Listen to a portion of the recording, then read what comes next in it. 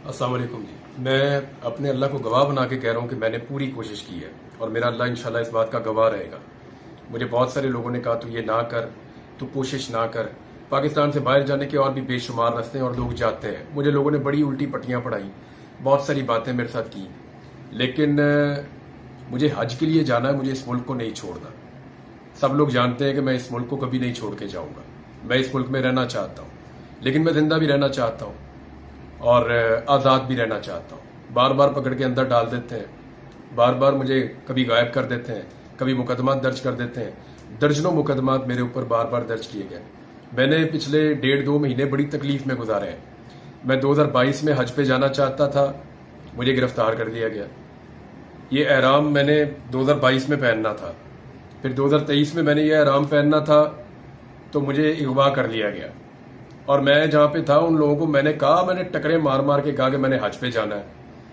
उन्होंने कहा जी इस साल आप नहीं जा सकते, आप अगले साल चले जाइएगा। तो मैंने इस साल की नीयत की।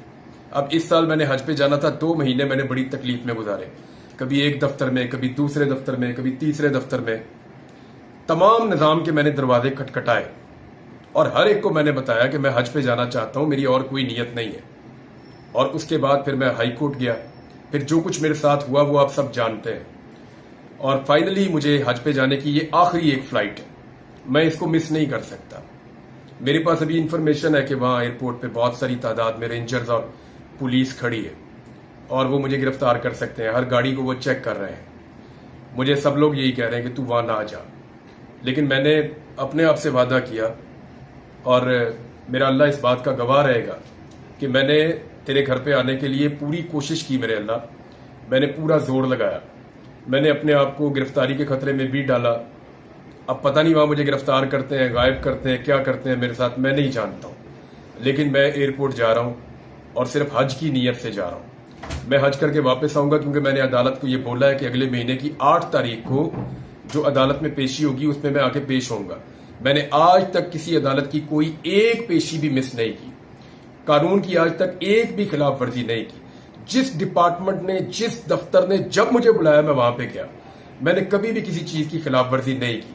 पाकिस्तान के आइन और कानून के मुताबिक सब कुछ किया और अब भी कानून और आइन के मुताबिक अपने हक को इस्तेमाल करते हुए हज पे जाना चाहता हूं।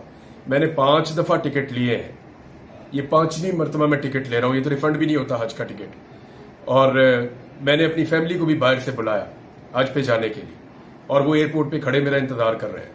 तो मैं जा रहा हूं जी हज के लिए। आप सबसे दरखास्त है कि अगर ये वीडियो आप तब देखेंगे जब मुझे नहीं जाने देंगे या मुझे पकड़ लेंगे या मुझे रोक देंगे, तो आप खुद फैसला कर लें कि इस मुल्क में क्या निज़ाम चल रहा है।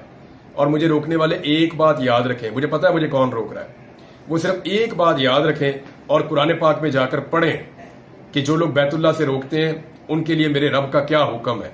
ये जिंदगी तो गुजर जानी है, थोड़ी सी और बाकी है। मेरे पास कितनी है शायद मैं भी गुजार चुका हूं, पता नहीं कितनी बाकी है, कौन सा लम्हा आखिरी हो जाए। इस साल इसलिए कोशिश कर रहा हूं, पता नहीं अगला साल नसीब भी होता है या नहीं होता जिंदगी में।